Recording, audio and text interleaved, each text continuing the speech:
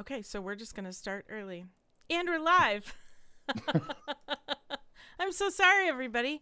I hit the wrong button and we went live way earlier. Welcome to the Modern Romantic, where we celebrate and inspire romanticism by featuring passionate people doing incredible things. Hi, I'm Emily. Only Emily today. My talented co-host Trey could not be here tonight as he was invited to chat on a really fabulous podcast. So today it's just me, all alone. So I'll dive right in and introduce my guest for tonight. It took me a minute to prepare for this, so bear with me while I really do this some justice. Picture this. By day, he's a training content designer extraordinaire, carefully curating training materials to elevate minds. But come the fall of twilight, he dons his cape, not just a metaphorical one. And he transforms into the vocal wizard, serenading the stars with a voice that could charm the grumpiest dragon. A master's degree holder from the University of Nebraska-Lincoln, Trey's voice carries the tales of fate and whimsy like a modern-day bard, but with a wicked karaoke twist that could give even Freddie Mercury a run for his sequins. Or just, ask him to sing Baby Got Back. This means he's not just singing in the shower good. He's like singing in 5 different languages while balancing on one leg good. Growing up in the 90s, his earliest influences were animated wonders like Totoro and Ariel, but don't let that Disney nostalgia fool you. He's got a knack for going big, bad, and downright interesting on stage. Remember that time he played the Big Bad Wolf? Well, let's just say he made wolves trendy again. And if that wasn't enough, he's also a fashion-forward DIY maven who sews his own costumes. So move over, Project Runway. I mean, they already have because it's kind of over. But anyway, but move over, Project Runway, because Trey Pittman is in the house. Thank you. That is an incredible introduction, and I need to bring you along just to do the introductions. So please come with me the next time I have to do a presentation. That would be amazing. I would love that. I would love that. I am so honored to be on the podcast today. Not as co-host, but as the featured guest. I am honestly really excited. I'm so glad that you're excited. I wish you could have met my co-host, but I'm really glad to have you here regardless.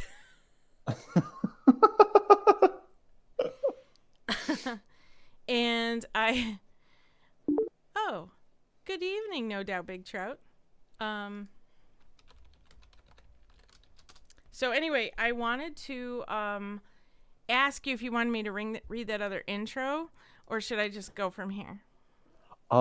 It made me laugh so much because I love the way you delivered it. So yes, I would love for you to read that other introduction. Okay. Yeah, we'll just make this night go on forever. This intro. Excuse me. So let me pull that back up. Okay, here we go.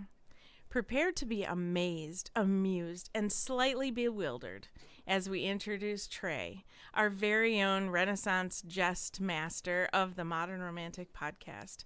By day, he's the purveyor of training content, molding young minds and old minds, and preparing them for a future of, training content.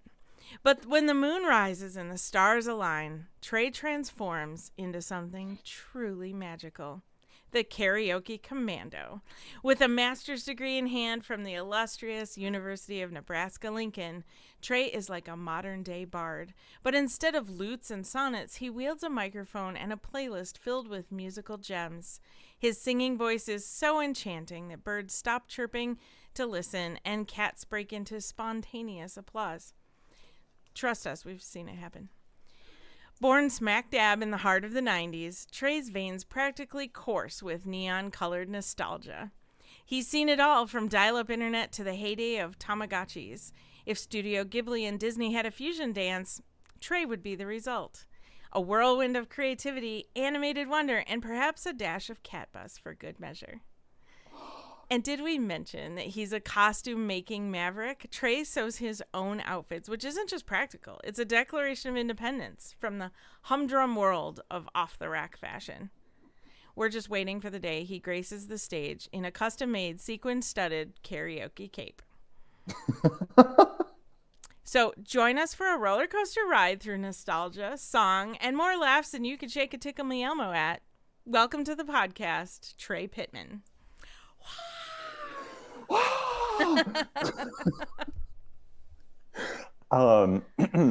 It is so nice to be introduced not only once but twice. I wish that we could do that for every guest. I could write two for that would take, some time, but I could write two for every guest.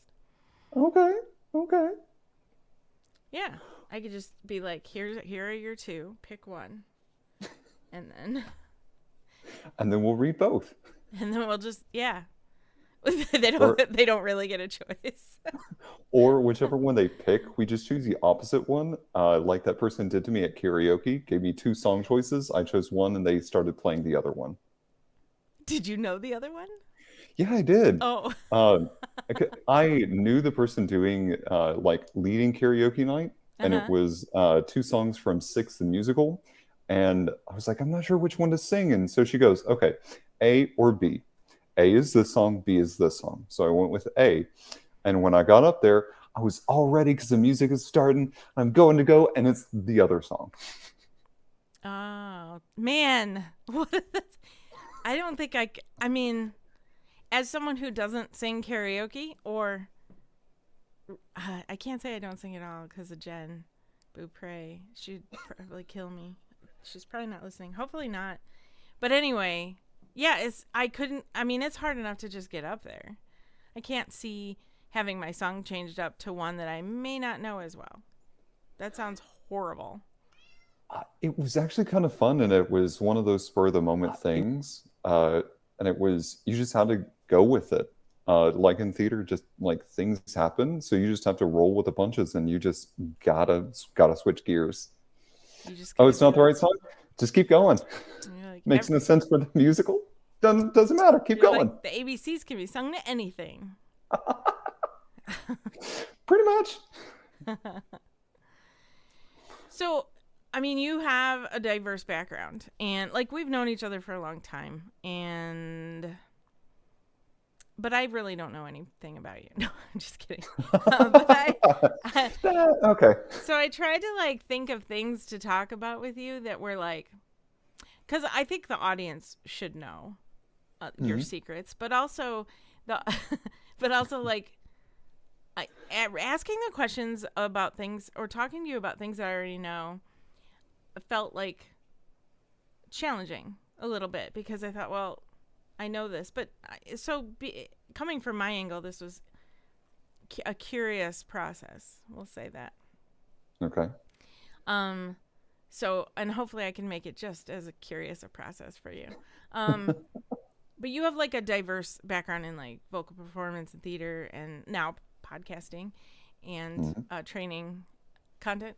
And can you share a pivotal moment or experience that really ignited your passion for the arts specifically? Ooh, what a really good question. I can make extra hand gestures in the meantime, because I seem to be doing that a lot today. No, that is a really good question. I really don't know what, if I have a singular moment. It's been kind of an amalgamation of experiences. Mm-hmm. I've been this incredibly emotional being. I'm very sensitive to emotions and just having big feelings. Nothing about me is ever small. No response is ever short. So arts has always been kind of the way to get that out for me, even from little kid. Mom still has VHS tapes of me making my directorial debut of my parents standing behind a couch and holding up handmade puppets. And me directing them, be no, this goes over here. No, you're doing it wrong. And then all the way up into like high school, I was doing madrigal dinners with my choir. I played the White Rabbit in Alice in Wonderland. So it's just been experience after kind of experience of coming back to the theater because it's that place I feel at home. And it's a place in my avenue where I can get out these big emotions, be able to talk through things, and really have a good sense of myself. Interesting. I think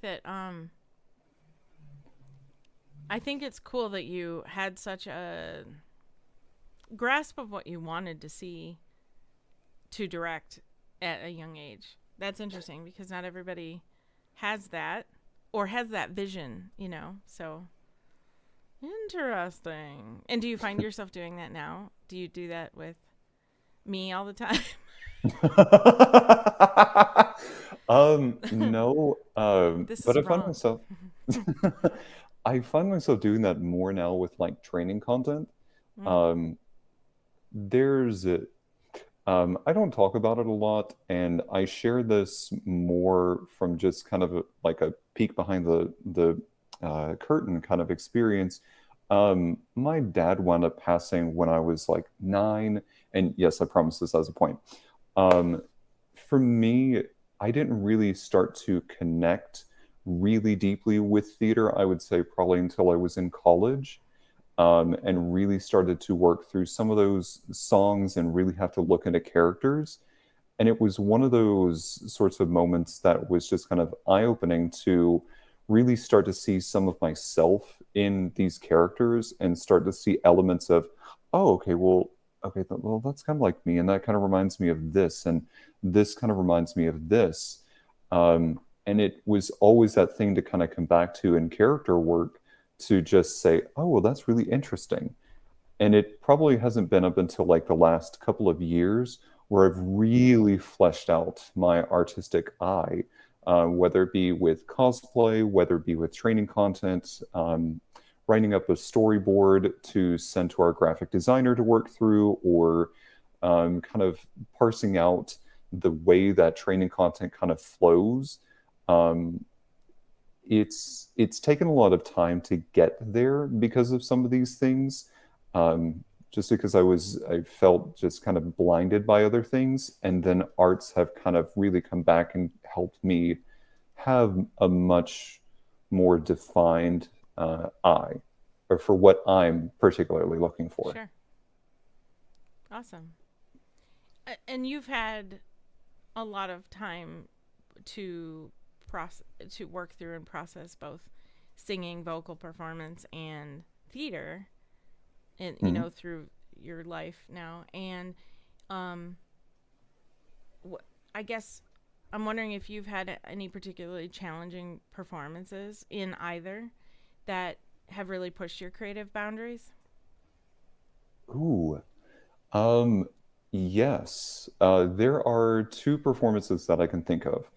One was when I was at the University of Nebraska-Lincoln singing Superintendent. No, Superintendent what? Oh gosh, I've forgotten his character name already. Um, Singing Bud from Albert Herring. Okay. Albert Herring is like a more contemporary opera than anything that I've ever really sung before. It's full of these really challenging harmonies, meters that are not exactly lining up. So, like, I would be singing a certain rhythm and in certain keys in my own vocal range and the way that it was written out for me. And meanwhile, the orchestra is playing something almost completely different. And over time, they kind of like come together. But it's always this like, it was always this kind of disjointed sort of feeling to listen to the music and go, where do I fit in with that? Fascinating. Um, the other one was for me, The Nasty Interesting Man. And the way that that show was developed, The Nasty Interesting Man is essentially Hades. And Hades throughout the show, Eurydice by Sarah Rule, he comes back in like three different guises. The first one that you see is the adult, the very classy, like tempter of people and purveyor of curiosities, we'll just say. And then we see him come back more as like childlike and more playful. And then we see what we would think of like the Lord of Hell being this demonic looking figure. And the thing about that made it so challenging was that all my dialogue was recorded. The thing that the director wanted to do is have my mouth not move at all, my body still move in time with that, and I still make like facial gestures, I still make hand gestures for things, but my mouth never moved. So it would be interacting with somebody, them not be able to read my lips, and I'm not saying the dialogue because it's already pre-recorded. Hmm. So I have to make the performance different for myself or find those moments without being able to say the words. And then that also poses a challenge for my fellow actors to then have to turn around and have to do their performance slightly different to dialogue that they've heard umpteen million times up until this point. Wow. So I guess, did you find that you were able to take something from that to apply that to your, your future acting abilities or your future roles? I think at the time, no, and I'm going to be really honest.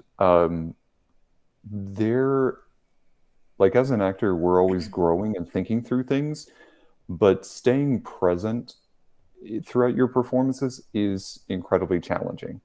And I don't think that I was always present for that.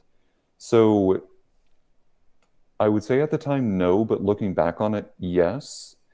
Because when you start to feel complacent with either a performance or something that you're saying to somebody, it can get boring for yourself and it can get boring for the audience. So knowing when to like check in and say, how am I doing? Oh, this sounds a little boring. Okay, time to bring in a little bit more energy, time to Yeah, bring up a little bit, bring it up for the audience, and really have that mental reset with yourself. absolutely. Did you ever bomb? Maybe Oh not that God, performance, but like others? yes, actually, Yeah? when I was playing, it was like one of our last weekends playing Nasty Interesting Man. Mm-hmm. Um, the child and the demonic figure that I was describing, the demonic figure was set on this body harness, so I had to wear like a full-bodied puppet from here up. The head was apparently detachable, and it was connected to these big arms. Well, somehow the way that it was resting, the head had become detached. So when I leaned down to go through the little archway to get into the stage, the head fell off. And like arms, like in full view of the audience, just everything fell apart in front of them. So I scrambled for about solid 20 seconds to grab the head and then run out on stage with just a skeleton body and this demonic head, and that's the only thing that I could articulate throughout the entire performance. Ah, crazy. Um, No. No. But how do you get through that? Like, how do you, like, recover from that? Do you, like, what do you tell yourself? I'm worthless and I go cry in a corner. No. I mean, it's um, possible, but I feel like that's not entirely you. no, it is for about like 5 seconds, and then I'm like, all right, how do we get over this? Yeah. And it was like that thing in theater where you always have to check your props, always go make sure that your costumes, which that's technically a costume, is in working order, it's connected, everything's good to go. And then you check in with your director and you say, okay, this happened. What do you recommend? So having conversations and verbalizing it are really effective, no matter where you are, whether it be corporate or in the theater. Yeah, I would agree with that. That's valuable. Um, And your love for like Studio Ghibli and Disney films is at this point well known. And Yes. how do you think that's influenced your like your approach to art and storytelling and your style now? Um, because God, you're asking like really great questions. Like Thank you. you've accomplished what you set out to do. Um, You know what we should so, do? like We should start a what? podcast. We should, and then wait 8 years to get this podcast started. I know. Set your timers now. Beep.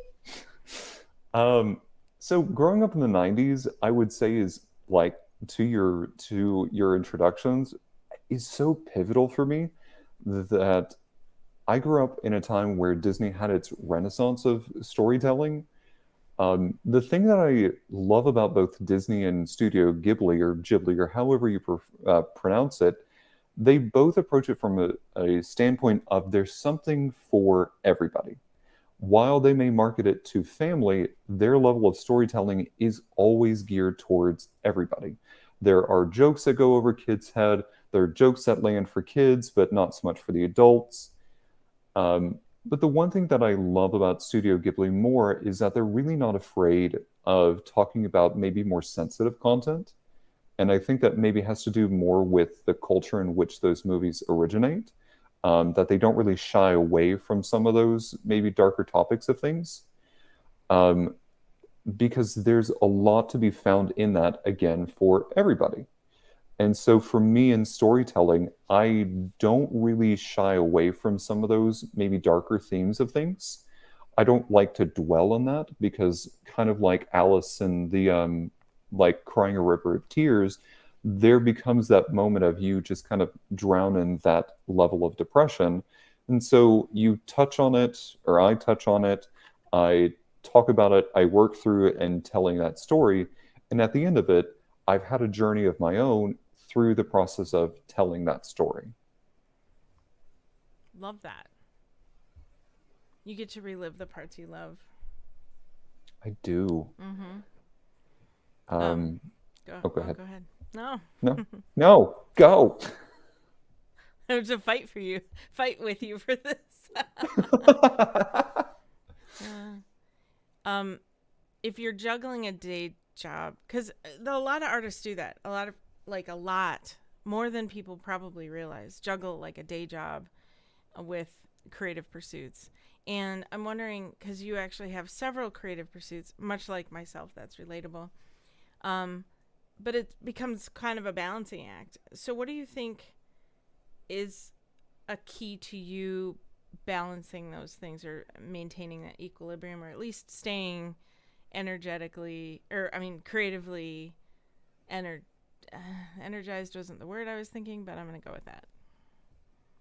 Um, Inspired, maybe, or motivated. That's the word I was looking for. Motivated. um, I'm not gonna lie, it's challenging for sure. There are days that I come home and I'm like so mentally exhausted that I just want to like lay on the couch and not do anything. Mm-hmm. Um, the thing that's honestly kept me motivated has been one, that sense of progress in watching myself do it. Anybody who follows me on Instagram, that's the app I'm thinking of, has been kind of sticking along for the journey of me making my Renaissance costumes. And with every little thing that I kind of watch, I watch the vision in my head start coming to fruition. I start watching that thing that was just a semblance of an idea, like a twinkle in the stars of my brain, and start to formulate, and that dust of the stars starts to become malleable and like in the palm of my hand. And I watch the stardust become a fully fledged like living thing, well maybe not living thing, but a fully realized concept in my hands. Mm-hmm. And so being able to see that final product in my hand is so glorious. The other thing, like the second thing that kind of keeps me motivated is having a really good support group. Um, there are like, I was running into an issue with the cape that I had being made out of velvet. Like the lining started falling out and just like a whole mess of problems. And I really just kind of wanted to chunk it across the room. And like, you've given me support, you've given me sewing tips for things. Seth, and I'm sure that our listeners will have heard me talk about Seth, whom I love dearly, is also really good about motivating. Like, no, this is fine. Like, this looks incredible. Um, and it's like those hearing something come from another person to say, "You're in your head. Stop it. Stop it." And let me give you from my perspective, um, and to really just say it's just beautiful. Hi, Cause. Hi, Kaz. Um, Tonight we're chatting with Mr. Trey Pittman. Trey couldn't be here tonight as a co host, so it's just me interviewing this guy here, Trey Pittman. You which can I go go ahead. ahead. No. Which I think, in point of fact, this is the first time I've actually said my last name on the podcast. I think every other time up until now, I've only ever said my first name. That's possible, and I think that was intentional at one point, but I didn't know how to have an episode without your last name. Yeah. I'm not like Zendaya, and I'm not like any other person that just goes by singular name. I can't do that. Um, We could have made up a stage name for you, but no, no, Trey because got people would be downgraded. We'll tell Ming's. okay. Wow. Yeah, I'm gonna cut this out later. So I don't even know um, what we're talking about now. ways to keep motivated. Oh Um, yeah, like balancing because you work full time and you have creative things, and I know what that's like. So yeah. So one, seeing the finished product for myself. Two, having like a really good support group who can kind of give me some perspective on things. And when I really need a sounding board for something, like, does this work? Like, is this good? And then you can kind of give your opinions on things of like, maybe you should try this, or no, I love this. Um, what was really funny was with the pants that I had originally made. Got the pants all sewed, put them all together, put them up under my doublet behind me. You see it very blurry behind me. Put mm-hmm. it up there, and and I started going, ooh, maybe this doesn't look good. And I turned to Seth, and I said, Seth, are these good? And he said, and I quote, honestly, they look kind of drab. I mean, you have this incredible doublet, and then these pants are just drab. And that's honestly the honesty that I needed for something like that, to then turn around and make the really sparkle pants that I have currently sitting on my sewing table at the moment. Are they made with Uh, Freddie Mercury's sequins? they're not made with Freddie Mercury sequins, but they are made with metallic that glistens in the sun, darling. Um, I think the third thing that helps me stay motivated is making sure that I maintain like a good work-life balance for things. I get to be creative in a different capacity at work. And then when I start coming up with all of these ideas, it'll inspire, um, oh my God, sparkle pants. At least I'm not like fancy pants or dancy pants that we came up with. Oh, that's Ryan. Yeah. We haven't had Ryan on the podcast, but maybe one day. It was something dancy pants. Yeah, I forget. Oh, I'll have to look back through text messages. Anyway, go ahead. Um, so like at work, like I get to be super creative and think through things in a different way. And then when I have this idea for something, and then it's like, oh, okay. When I get home, I could do like maybe this was something, and it inspires me to do it like that. And I'm so fortunate to have like managers and people who really care about that work-life balance, who also follow me on Instagram, who then Oh, talk to me about my work at work, and they're that's like, awesome. oh God, it's so good. So finding who is in your support group, um, seeing the finished product, and then having a good work-life balance really helps me stay motivated. I And could see that. Yeah. partially time management, I would Hmm. say. Um, know know how long it's going to take you to do this project, or set it up almost like it's a project. I say that because with the current Renaissance costume, I started saying that 8 months ago that I was going to start working on it, and didn't start working on it really until about 4 months into it. And so now I'm hitting that like con crunch, and we're just like mad dashing to get stuff done. Would you say this Renaissance costume you're making now is one of your bigger endeavors in costuming? Oh, 100%. Mm. 100%. It's one of the most complicated, most detailed things that I have ever worked on so far. Between the pants itself, just on the pants, it is 2 yards of base fabric with um, about a yard and a half of this like Dupioni silk sewn on top of it in strips, and then about 30 yards of trim sewn onto all of that to layer that. And that's just the pants. With the doublet, it's this like brocade fabric and sleeves, and you have grommets all over it, and then you've got these clip ties for things. So you can go check out my Instagram. I'm going to start making a story, and then I'll post something to YouTube later talking about the full thing. But in a nutshell, there has been a lot of time and a lot of effort that has gone into making this, and I'm very proud of it. So there. You should be. It is amazing. It is amazing. And it's good that it's getting a little cooler out so that you're not having to murder yourself in 95 plus degree weather wearing this because of the layers and everything. But that's going to be great. That's going to be Yeah. great.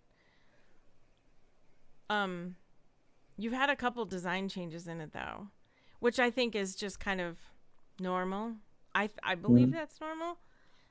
Especially because your design changes have been incredibly incredible improvements compared, like you went from drab to sparkle, what, Thumbelina Dancy Pants, sparkle pants. Yes. Sassy pants. Trey Sessa Pants Mm-hmm. Pittman. Yeah. So if you look back at like where this costume could have been and where it Mhm. is now, this is remarkable.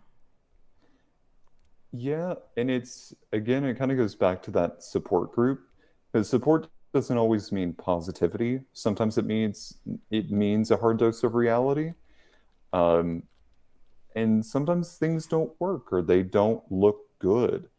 I've been in plenty of theater shows where costumes are like separately cool, together, what the crap? No. So you kind of have to go back to the drawing board and say, okay, what's kind of the thing that I'm really going for, and what's really going to make this work? Talking about the Renaissance costume, um, there was actually something that inspired me that you had actually said and brought up whenever we were working together at a store. And on the like the doublet, there's these big, large patterns, and they're incredibly ornate. And I have always been so afraid to do like two patterns against each other. But the thing that you had said is you can get away with doing two patterns together as long as one of them is smaller than the other one. Mm-hmm. But it has to coordinate. Like you can't just put anything together and make it coordinate. If you go with a larger pattern, whatever's going with it has to be a smaller pattern. And Seth actually mentioned doing like striped pants. He's like, well, what if you just did like these striped pants? Because, like pantaloons have those stripes on them in Renaissance costumes. So what if you do something like that instead? So at first, I tried to go find these striped pants with red and with gold and with these other things. Oh God, I see comments. We could write our own play. The Modern Romantic presents Sassy Pants, The Life and Times of Trey. I'm on board with this screenplay or play. Same, Mm-hmm. same. But I need to get the guy who wrote Schitt's Creek to come write the script for us. Mm-hmm. I need him to come write this play. Well, there's Dan Levy who wrote a lot of it, but we'll have to figure that out. And I think that would make for a great episode. We'll read that script. 100%. Yeah. Speaking of which, I have insider information, and I'm just gonna share it and then edit this out of the podcast later. And that is, Okay. we have coming up. We have not announced it yet. A Midsummer Night's Dream Shakespeare script reading, like we did way at the very beginning of our podcast, that is scheduled for October 8th. It is a Sunday. It's a special Sunday episode, and it'll probably be early afternoon. So I just want to share that with you because you have the opportunity to come watch and be part of this amazing, amazing. We've got some amazing people. There's going to be more than last time. Yeah, it's going to be great. Anyway, so sorry for that sidestep. No, good Lord. Oh, where was I? We Uh, kind of just derailed. I was going to ask you about, oh, because we were talking about costuming. yeah. But Um, really, oh, go ahead. oh, no, I think the question was about like design changes for things.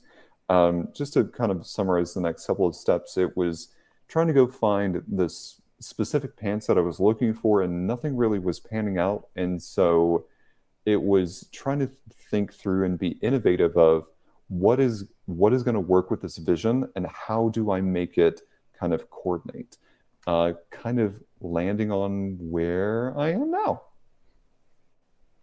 Heck yeah. We're loving it. Can't wait to see it all together, though. That's going to be amazing. So watch the Instagram, Orphytunes, ORPHYTUNES, for that. Mhm. And that's the same name on YouTube for you as well. Correct. Um, so back to like your stage stuff. You've Mhm. taken kind of a hiatus. Yeah. So what would you say excites you the most about potentially returning to the stage, to make some kind of theatrical comeback? Are there any specific roles or productions that you're itching to explore in the future? Yes, I would love to play Christine Daae in the Phantom of the Opera. No, not really. Um, That was I an interesting visual. Thank you. That's more or less a shout out to one of my coworkers, Lee, who randomly had a dream about me playing Christine Daae in Phantom of the Opera. Please don't ask me for details because he didn't give me any. It was just that was the statement, and that's kind of where we left it. Um, so, are there any roles or anything? No, I'm more so just kind of excited to get back on the stage. Um, the we talked a little bit ago about staying motivated for things. Mm-hmm. Sometimes that self motivation just kind of is not present. Like as a singer, um, there have been lots of times that I've been told no or I've been declined for things. Um, cause I'm going to get back to that comment in a second, um, where I've been told no for things. And when you hear no for so many times, you kind of start just beating yourself down. So when the pandemic came around, um, and kind of forced everybody into finding like new hobbies or DIY things in their own house, for me, it was a good time for me to kind of self reflect and go, what do I actually want to do? And it was a good opportunity for me to look at the state of the world and the state of where I wanted my performing career to be. And for so much of my my vocal career, all I've thought about is opera, opera, opera, opera, opera, opera. And as much as I love musical theater and I love just regular plays, I had never really considered doing that or doing voiceover for anything really until the pandemic forced everybody just to kind of look in the mirror and go, what do I actually want to do? And it was that self-realization of that I just want to be singing for myself. I want to explore different things. I don't always want to do opera. I would like to have the ability to step out of that box and be able to be a cross. What word am I trying to think of? Just a very multifunctional singer. So I've started exploring more jazz repertoire. I've started exploring more pop repertoire. How do I make my voice sound a little bit more in that pop styling, courtesy of Jen Beaupre in one of our previous episodes? Um, so it's really start to explore things that I want to do, and I don't have a panel of judges standing in front of me going, "You're not really articulating that ah vowel very well at here," or "We don't really see you as this character. We're going to put you into the ensemble," or no. I don't have any of that. I get the artistic control to be able to say, I don't really care. This is what I want to do. And I've found a lot more motivation by doing projects that I'm passionate about and finding the direction that I want to pursue. That makes me personally happy to hear that. Um, I remember going to karaoke with you and you saying something about how pop is kind of hard. Pop music, that is. And Yeah. I was like, you have a master's in vocal performance, sir. But I don't know. I don't know. Me being a non-singer at the time. And so um it makes sense that I get it now. You explained it to me, but um I feel like I always kind of wanted you to I was like, no, but if you just branch out a little bit. And that sounds worse than what I really maybe was thinking at the time, but it was really more like you have so much ability inside you and so much talent and um so much more that you could do. I thought I would love to see one day Trey attempt other things with his voice. And so this is really cool to hear. And I I mean that in never a knew that. super positive way. Yeah, thank you. I, I really never knew that. Well, It's oh, I'm well, not the I type of person that tells people what they should be doing with their lives. no, but I talking about just you our friendship what in general. you just did something that made it very difficult to hear you. It's like you covered up your mic. Is my mic set to the wrong thing again? It might Oh be. my, yes, it is. One second. Hello? Yeah, same. Still the same? Yeah. Well, it's at least really quiet. Okay. Oh, that was better. Okay. Hello? Yeah, that's really great. Okay. So sorry, ladies and gentlemen, I had it on the wrong input this whole time. Um, I just need to turn you up a little, which I can do. okay. There. Say something now. Something Yeah, now. we're good. Yay! Um, by the way, before you say anything, Unhinged Theater sounds like a great title. Kaz said that's why this is why guys keep me around. And I said Unhinged Theater sounds like a great title. And Kaz said I need What If for theater, but make it unhinged. Feel like that would become a major Broadway set. And Josh said, yep, this is going to be great. Modern Romantic presents Unhinged Theater Each week a new chapter. Chapter 1, Sassapants. Chapter 2, How to Storm a Castle. Yeah, I think we'd all love for Trey to get a voice acting gig. An audiobook, yes. And if you have not heard this ability Trey has, you have to go to YouTube not right now. Listen to the podcast first. That is important. Your listening actually helps us keep going. But immediately after, go to YouTube and look up Orphe Tunes, the channel. And you're going to want to tune in first to the Eurydice story. That's my personal pick. There are a few up there. But, go for Eurydice first. And then you can go from there wherever you want. I mean, and like I said, I just started to say how I'm not into telling people what they should be doing with their life. But for this, I am. And oh god, that was such a good story.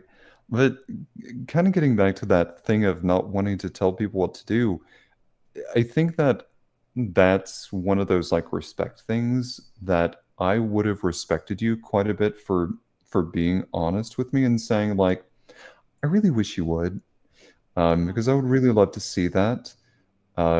So that's kind of a thing for anybody who's out there who's got a friend that they would love to see them do that. I th- I think it's difficult to tell an artist I would love to see you do this, because the other person has to see them in the ability to do that, and sometimes they can't see themselves doing that until they're made aware that that's a possibility. I see this vision for you. I think you could have a lot of success doing it. We should make that a thing. Let's do that for each other. I love that. I can see you winning $1 million. Yes, thank you. You're That welcome. is not what I expect you to just say, and I love it.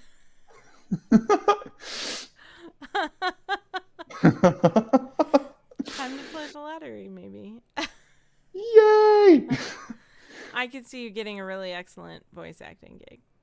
Oh, thank you. I can see you being contacted to shoot for Vogue. Oh. Oh, what that did to my brain.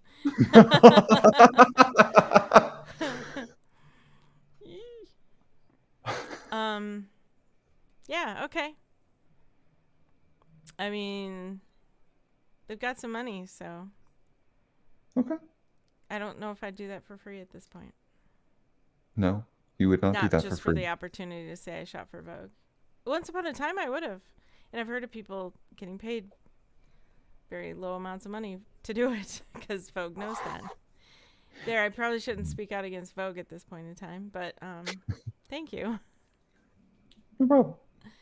So I'm wondering how much, because the podcast is something very different for both of us. Hmm. And we kind of have this unique platform because not only are we up here kind of telling stories, we're kind of telling other people's stories.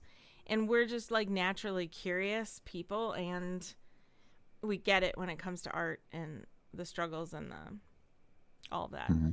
The basic things that everybody can relate to or experiences generally. So I'm wondering how your background in your various forms of storytelling, vocal performance, acting, etc., have influenced or affected your approach to hosting and making this podcast happen. Okay, seriously, you and I need to sit down and I need to understand your level of writing questions for things. This is okay. These are great Thank questions. you. Um, You say this like we don't actually do the podcast together at all. no, but Welcome to we the podcast, Trey Pittman. but we separately write questions for things, or we talk maybe about it after the fact. Um, for me with other guests, it's I had an English teacher once say the most important thing um, that a writer can say is, or sorry, I butchered that quote. That's okay. What an author says in his novel is just as important what he doesn't say. And if you had the opportunity to ask him what he didn't put in that book, what would you ask him? So there are so many avenues of a world that we don't get to read, we don't get to see, we don't get to experience. And that doesn't mean that the story just stops at that point. Like you look down a road and you can only see it go to the horizon line, but so far. That doesn't mean that the road just stops, it keeps going. So whenever we're asking questions of our listeners, because of that curiosity for me, I want to explore that because there's a story there. Whether it be a short story or the next, like Iliad and Odyssey, I don't know. But until we walk that path, how are we ever going to find out? How are we ever going to know what that story is? And it could completely color the rest of who that person is in a completely different light because it informed a choice that they made to get them to where they are now. So ask the question that many may have not. So, do you take a bath with bath toys? Sometimes, yes, actually. Okay, great. Do you have those little foam alphabet letters you can stick on the side of the tub? No. I was But trying to okay. think of a question that you wouldn't expect. We But haven't gone down oddly, this road before, Trey. but I mean, oddly, like once upon a time when I had a bathroom, like a bathroom, I can't think of what that is, a shower wall that Mm. you could like, just like a shower tub wall that extended up. Mm-hmm. I actually once upon a time bought those crayons that work inside the bathtub, Oh yeah, and like just would like doodle every now and then, because it washes right off. sure. Oh, I thought there was going to be more to it. Like, oh, and it turns out I bought the wrong crayons and they were real crayons. And I wrote all over the, like, I was waiting to hear that. It turns out I bought permanent markers. And Oh I God, don't no, no. I actually bought like the right kind of shower crayons. know. Josh said, what about rubber ducks? Do you need any rubber ducks? We happen to have a surplus of rubber ducks. Josh, I sent Emily most of those rubber ducks, especially the ones that were like the Pegasus ones or like the unicorn ones. Mm-hmm. So I know you did. I know you know I did. Let's see. Boots on the Trail said, "None of us are surprised by the crayons." Yeah. I would hope not. I would hope not. Um, but my actual question, I believe, was your background in vocal performance influencing your approach to hosting and creating. Was that was your answer, or was that in reference to my question or I think questioning? um that's kind of that was in response to that Okay. from like a vocal standpoint. Um, Going back to the character Bud in Albert Herring, like when you get the text, like we're whenever you're prepping for a play and you Okay. need to make decisions about a character, Mhm. there are there should be like hints in the dialogue that kind of inform your choices as a person, and you start having to ask yourself questions. Where was he? What was he just doing? What happened when he was 16 that you kind of have to answer as you're building this character? And for a character like Bud, there's nothing there. So you get to make up a lot of who this character is and your own interpretation because there's not a lot of supportive text. When it comes to like our guests, they may have their website, they may have some supporting materials to tell us a little bit about who they are, but there's also still a person behind that. The materials are not the only thing that can tell us about a person. They may say how they are artistically, but that doesn't mean it's the entirety of who they are as a person. Yeah. So, and so asking them questions that are related but expound on that to kind of flesh part of that out and maybe go down the road less traveled and explore an avenue that they didn't expect. That's what really for me gets into quality storytelling, and that also gets into having a moment where they go, oh my god, you read about that? Oh my god, let me tell you all about this. And you watch them light up on camera. Yep. Yep. The deep dive. Yes. um so who inspires you? Who? Yeah, who? Well, I would be remiss if I didn't say you. Um, like it's not to get too emotional about it, but like it's I would not be doing this podcast or have continued if it were not for you. Like I would not have asked certain questions. I would not be where I am without you. So you have been a really big inspiration. Um, uh, musically and artistically, um, I'm really inspired by Hosier and people like Sarah Bareilles. Hmm. Um, both of them, earlier I mentioned, I'm a person with big emotions. I don't have any short phrases for things. That's kind of who I am.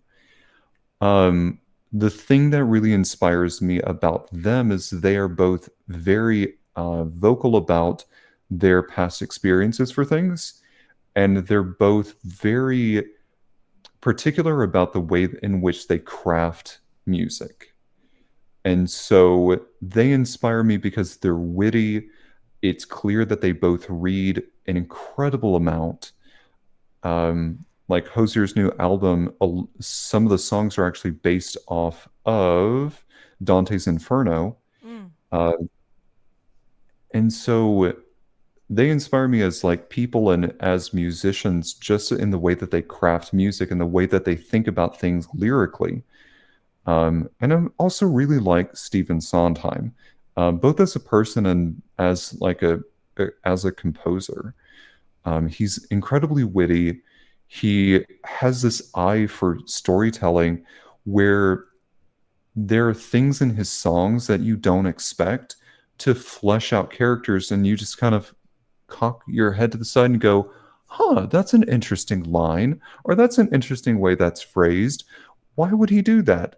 And it leads you like breadcrumbs to go and kind of pick at the song a little bit more until you start to flesh out the character that he had written beneath it, or a version of the character that was inspired by the way that he framed his songs. So a lot of different people, but a lot of musicians for being witty and the way that they frame different things. Yeah. Um Outside of people, what are some things that or I guess I should say, like, what fuels you? That's kind of the question I like to ask more, because sometimes inspiration can be found in many places, but maybe fueling you is a better question. To be creative. Oh, I don't think I've ever really thought about it. So forgive me if I'm just going to talk this answer out for a Do it. second. No, I love that. I think that's important for people to hear too, because I think that's something that people don't always consider, that you, as an artist, you might need. Well, I'm not even going to say it that way. As an artist, you need to fuel that creativity somehow. You might be inspired by Studio Ghibli or Disney or whatever else. What was the other one? I can't remember it now. It was earlier in the Sassy Pants. Something like, you might be inspired by something like that, but like, and obviously there has to be motivation and execution too. But like, Mhm. taking the purposeful time and purposeful effort to go get input when you're doing output, or to do output, if that makes sense. Like Mhm. I can design amazing, and that sounds arrogant, but I didn't mean it. But I can design amazing gowns all day long if I'm fueled. So what fuels me? Am I seeing other gowns? Am I watching a movie? Am I out in nature? Um, I don't think it's one thing. I am inspired by so many different things, or I am fueled by so many different things. When I see something, I have to just, I see it and then I ask myself a question, and the question is always different. And it is like, oh, and it's the birth of an idea.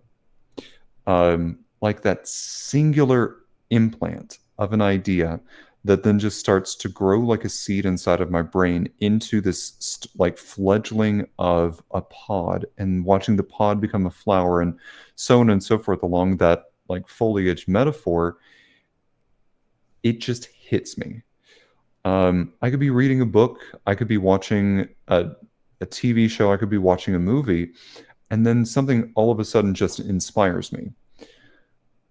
One of the biggest places I would say for like my cosplay or my sewing, um, I have this very unhealthy habit of like looking at the Simplicity or McCall pattern website so much.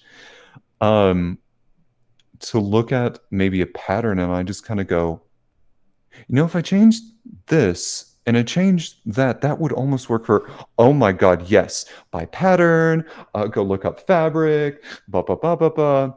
And it starts whooshing into this sort of thing, but it always starts out in the most random of places to start out as just an idea of what if, and then watch that become this incredible journeying of whatever artistic thing that is then going to follow afterwards. I'm just going to keep nodding for our listeners who can't see me. um, so I don't know. I don't want to pin it down, but at the same time, now you had kind of had me spinning of like, what is it? So I will get back to you a more definitive answer, but I hope for now that answer kind of suffices. Right. And I didn't mean to sound like you have to purposefully fuel yourself, but I know many artists that do. Brooke Shaden was one of them. She purposefully reads immense amounts of material and books, novels, etc. She fills her mind purposefully to go create, Mhm. not because she is trying to influence her creativity specifically with the same imagery. It's more about those things inspire her to go create. So, and I've heard of other artists and people who purposefully input to output, if that makes Mhm. sense in a more simplistic manner. So, I don't believe everybody has to. I go through immense dry spells of, I think there's an ebb and flow, too, as well, and seasons and all kinds of things affect that. So, I will say that I'm like I like a varied amount of content. Like I can't just read or I can't just watch movies or something like that and be inspired. mm-hmm. I find myself doing different things because I will get tired of something very quickly and then I will look at something else. And then that will kind of keep me going in that forward momentum of things. And then along the way, I'll pick up something, and then that spurs the, well, what if? And that kind of leads me to something. Of course. Um. So let's tell me about your podcast and how that got started. Well, it all started in an unnamed men's haberdashery 8 years ago, with Emily Kramer and Trey Pittman standing around a table, putting shirts together and saying, "Gee, I think we're funny. We should have a podcast." Then, 8 years later, Emily messaged Trey and said, "Hey, we're putting on a podcast. Join me." We're gonna do it for reals this time, right? And here we are. over And here we many, are. yeah, many bumps, and we've put out more episodes this year so far than we did last year. Which, can we just take a moment to say that what are we? We are fast approaching like 2 years. Mm-hmm. 2 years in February. Mm-hmm. I That is mind-boggling. Mm-hmm. Um, and to kind of think where we started and where we are now. Some of the guests that we've had on the podcast, like I am still incredibly flabbergasted. Um, I think as an artist, getting to talk to these individuals that also helps spur like my own creativity for things, like with Jen Beaupre. Why not? Just try it. Try something new. Or Ming Tsai giving advice about trying new things. Of like, um, he's got his Ming's Bings, which I now have in my freezer, or getting Oh. his cookbooks and plating things in a particular way, or listening to Lindsay Stewart talk about her work with kids and her storytelling journey, or Laura Packer and her approach to her journey through storytelling. It's it's that kind of intake that keeps me coming back to the podcast. Like, not that you're not great, but like the just between you and me and this other person and us kind of talking in that format, and it's like, good God, Yeah. it is. I do have to ask. Not that this is going to go on record or like this is a recorded episode or anything, but who's been the guest of that keeps coming back into your brain? Like when you think back and you're like, man, that was a great episode. Well, Lindsay Stewart is like the OG of that for me. Mhm. Because we've had a lot of recent ones that I would say, yes, that happens with. Um, Mhm. I, it's like what you said.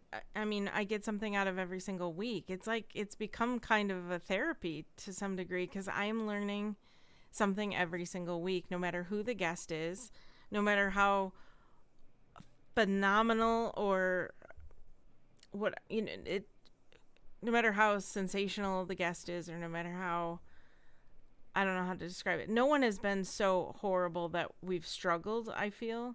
Like I've never had Mhm. to drag answers out of people. Like we've had such an amazing run. Um Yeah.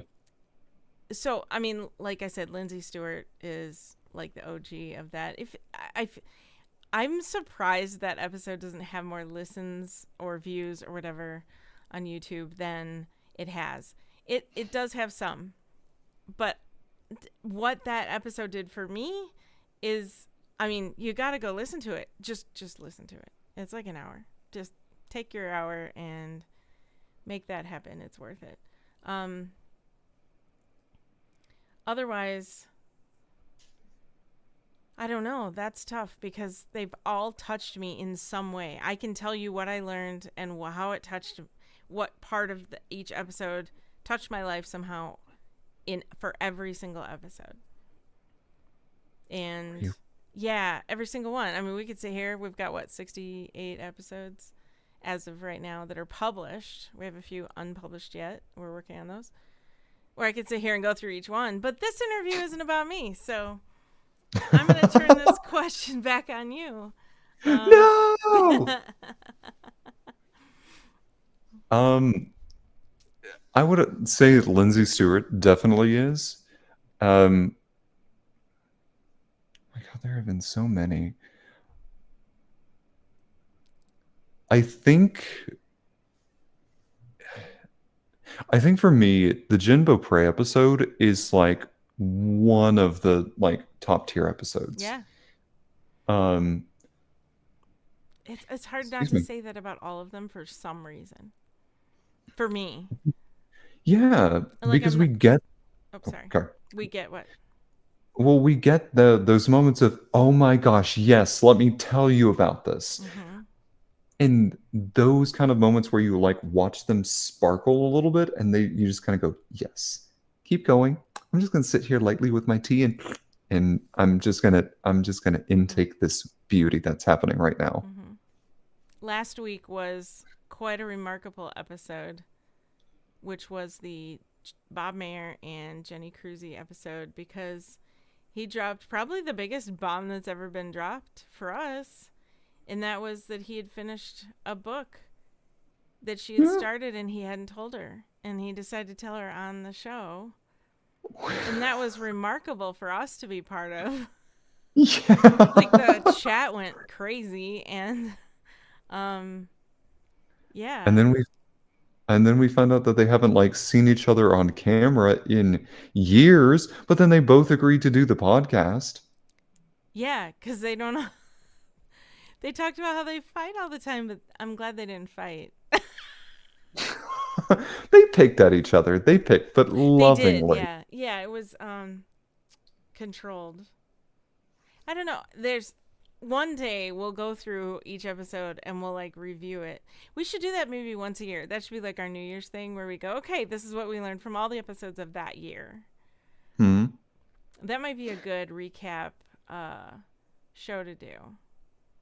Oh, or okay. What if we did what if we made it like a commercial and we say like we have a line from each show that we did? I learned like the Jen Beaupre episode. Everybody can sing. From the Ming Tsai episode, we have something and we just kind of like put it in just like a little like thing that we learned Yeah, and make it into like a 30-second clip. we could. Real quick, Kaz in the chat. Okay, we have a couple of comments. But Kaz, I want to know. You said so. Basically, you guys every podcast. I didn't see that comment right away. Tell me what that was in reference to. And then Boots on the Trail said, "Real question is, when are we going to get more live Shakespeare on the podcast?" And the answer is Sunday, October 8th, Midsummer Night's Dream. We haven't released the time yet, but I'm going to say it's going to be early afternoon. Okay. Seeing the sparkles. Thank you. That's so nice. Anyway, so to move on, I have like just a couple more questions that I wanted to make sure we fit in. Sure. And what is something about the podcast that makes you go, yes, this is why I show up every week and do this? Every time it is the people. Um, I am always so impressed and awestruck by the people that we meet. Um, whether I know their work intimately or whether I am meeting them for the first time or have just done like my research for the podcast, meeting them as a person and as a fellow artist, there's that magic that happens in meeting them. And then you just start talking and you talk through creative ideas for things. And it's puts my faith in humanity to just be able to talk to them because they are just humans. There's never been anyone with an act or an angle for something. They've just shown up and been themselves. And being able to talk to somebody that's not a social media presence, that's not trying to just talk about their art like it's like shameless self-promoting of some sort or something like that, but really to talk to us like human to human is one of my favorite things. And that is what I love about the artists that we've had so far is that they've just been very much themselves. And I love that. Yeah. Human beings. Let's see. It's why I keep coming back. You guys are absolutely amazing, and I love. But the absolute love and sparkle you guys give each and every person that comes on this show. You create a beautiful space that's pure and kind. It's so comfy being with you guys. Oh, cause. Aww. Yeah. Thank you, Kaz. We get some good feedback, which is very helpful and validating. Oh, I was going to ask you, Yeah. what is a secret about you or the podcast that listeners don't realize or don't know that happens, whether it's behind the scenes or just off camera, or um, something you, I don't know. I don't know how to ask the question because it could be anything. Um, that occurs like crazy when the camera's not rolling. I don't know. Like, it could be something like a ritual you have, or some kind of like mantra you have, or something you have secretly have a fidget spinner off camera, or you have to do 10 jumping jacks in order to calm yourself down before you get on camera.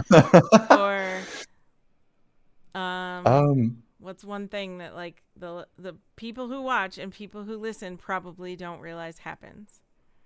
oh wow. Okay. Um,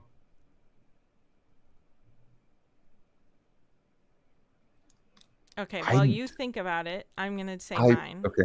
Okay. I cannot not have something in my hands. I actually have from Mark and Elva Rhinus. They made me like a dice tray, cause and I have it here on my desk in front of me. I would hold it up, but it's full of little fidgety things that I'm constantly playing with, and you can't see it right now. I have one of these little 3M. I don't have the sticky back, but it's a little plastic hook that you can hang on your wall, and I've been sitting here playing with it the whole time.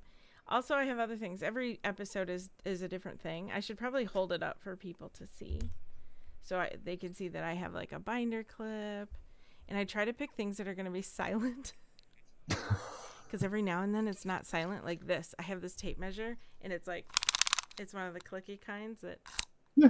that yeah, can't play with that anymore because it made noise. And so there's always some little fidgety thing that I've got going on down here. I should every episode I should just hold it up once in a while, like, this is a little enamel pin from Dr. Kaboom at the Edinburgh Fringe Fest 2022. Pause. Trey, so um, Josh said I Trey gets sadistic glee from kicking me off the show. There's a secret. It's actually that is true. That is very true. Like we'll have an end of like an after show kind of discussion where Josh, our moderator, will come on the chat and talk with the guest with us, and then somehow we'll kind of like end up talking for, I don't know, like 30 minutes, sometimes an hour, just about the podcast or how excited we are. And then right when I'm about to leave and I'm saying my goodbyes to everybody, I'm just like, oh yeah, one more thing. And then I kick Josh out of our chat and then I just leave. Yes, you do. That is accurate. But is it any less funny? No. No. Cause Love you, thank you. Josh. Yeah. And Cause, thank you. She said, I knew Emily was adorable, but now Emily is even more adorable. This is my little tin of butter cookies. I don't know if you can see this. I'm going to hold this up. I'm derailing this whole episode. Oops, the paper fell out. See, there's the little paper that goes in. Those are little butter cookies. That's cute. They are plastic, though. They're not edible. Dang. Yeah, but you thought it was going to be a sewing kit, didn't you? No, Anyway. no, I didn't. Because I know that a pin, like a regular like sewing needle, maybe not fit inside of that, nor would a normal spool of thread. Right, it would be a challenge. I should maybe find a way to put a tiny little mouse-sized sewing kit in there. Okay, what's really funny is, have you ever played Resident Evil 4, I think it is? No. There's a character companion that you have to keep alive throughout most of the game named Ashley. Uh, Oh.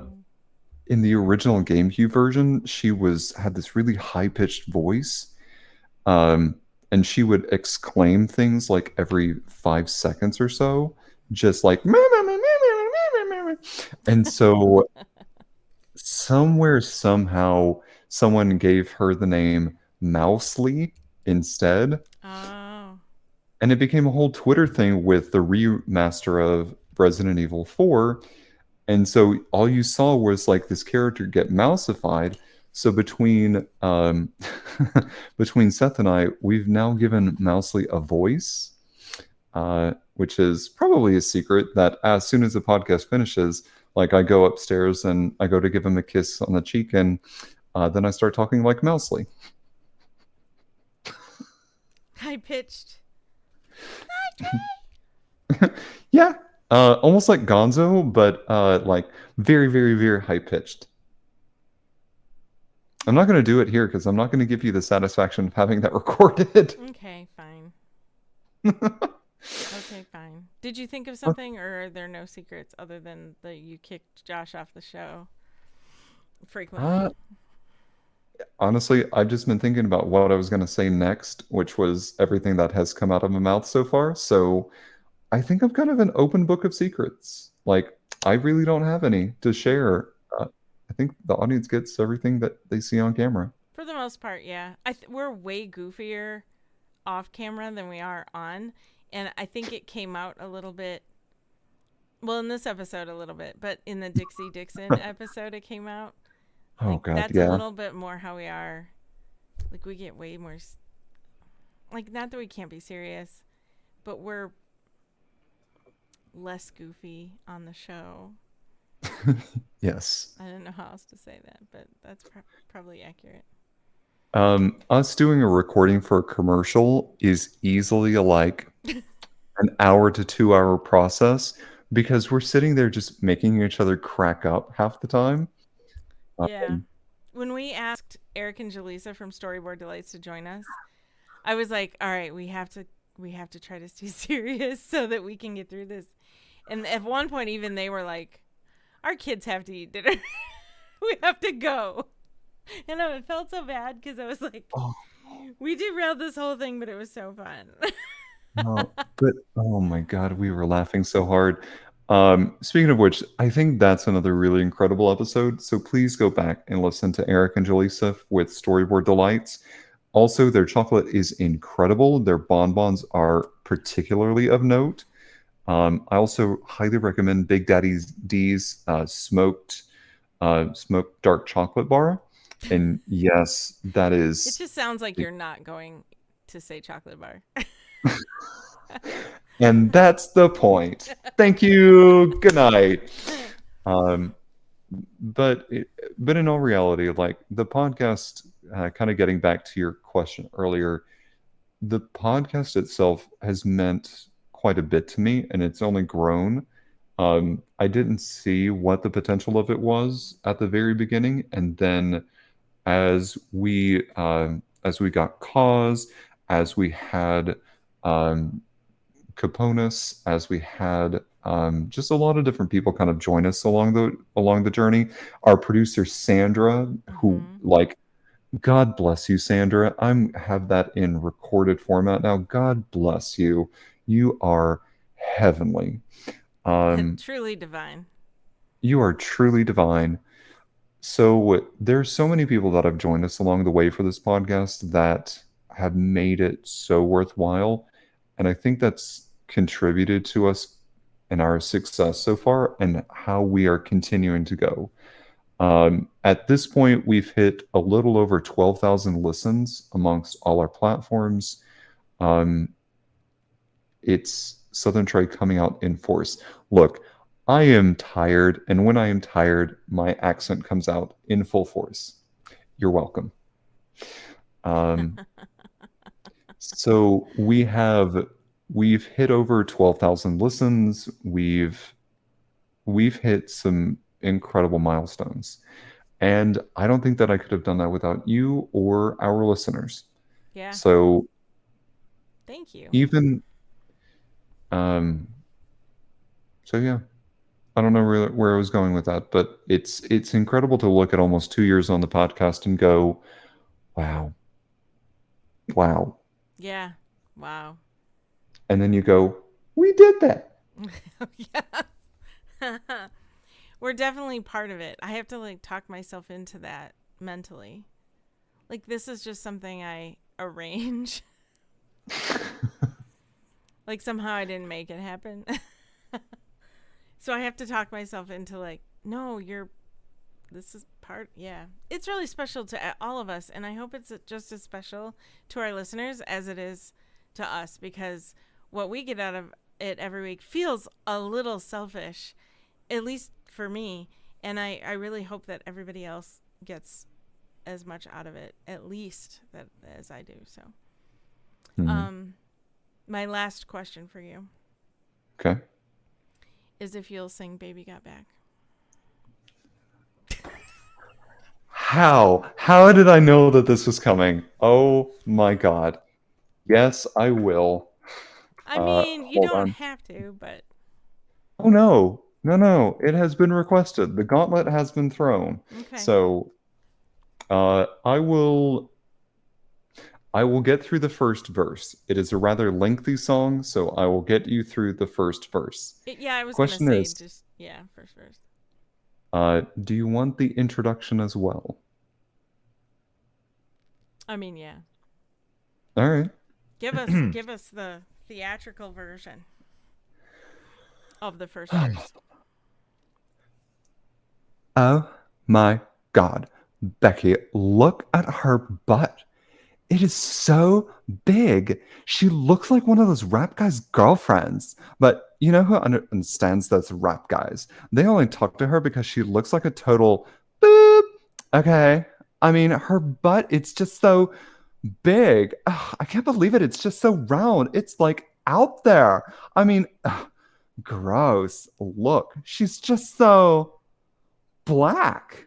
I like big butts and I cannot lie. You other brothers can't deny that when a girl walks in with an itty bitty waist and a round thing in your face, you get sprung. Want to pull up tough because you notice that butt was stuffed down deep in the jeans she's wearing. I'm hooked and I can't stop staring. Ooh, baby, I want to get with you and take your picture. My homeboys tried to warn me, but that butt you got makes me so horny. Ooh, rump of smooth skin. You say you want to get in my bins? Well, use me, because you ain't that average groupie. I seen her dancing.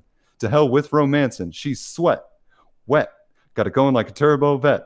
I'm tired of magazines saying flat butts are the thing. Take that average black man and ask him that. She got to pack much back. So fellas, yeah, has a girlfriend got the butt? Hell yeah, tell him to shake it, shake that healthy butt. Baby got back. You're welcome.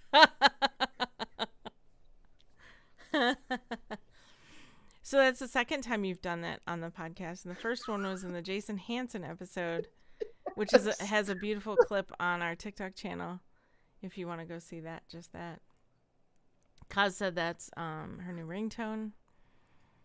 Okay. And I think it might be mine. I think we ought to just like release this recording on Spotify like separately. Also, those lyrics are horrible.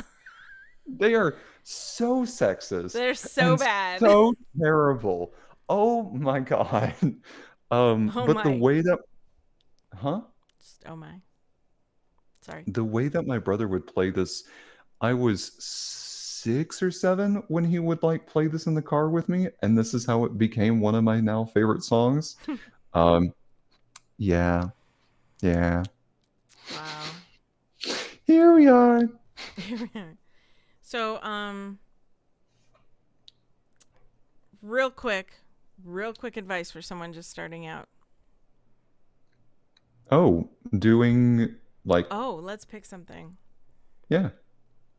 How about podcasting? Podcasting. Or would theater, or is it easier for you to answer that for theater or music? I would say it's easier for me to do it with theater or music. Um, for theater or music, sing for yourself. Don't sing for other people. Sing for yourself. Sing because you want to have the joy of singing and that you get the opportunity to sing. Um, don't do it because you think it sounds good. Don't do it because your voice teacher talked you into it. Find ways to sing for yourself and to fuel your own desires. Otherwise, you're always going to look for other people for validation. And the only validation that you need is yourself. Valid and awesome. Good words. And my advice for podcasting: find yourself a Sandra. Thank you. That's right. So I guess the only other thing I want to make sure everybody, I'm going to just reiterate, you can find Trey online on YouTube and on Instagram under Orphe Tunes. Why do I mess this stuff up? It's like important information and I can't quite ever get through it. Orphe Tunes, ORPHYTUNES, on YouTube and on Instagram. Go follow those. And don't forget to watch on YouTube Eurydice. This episode, along with every episode, always forever, is in memory of Joe Capone, or Caponis, our moderator, fellow comedian, passionate encourager, and greatly missed friend. Find us pretty much wherever you tune into podcasts. For updates, announcements, and more, please follow us on social media under Modern Romantic. Please like, comment, follow, review on Apple Podcasts, and share us with a friend. Thank you, everyone. Have a sassy pants day. Bye, everybody.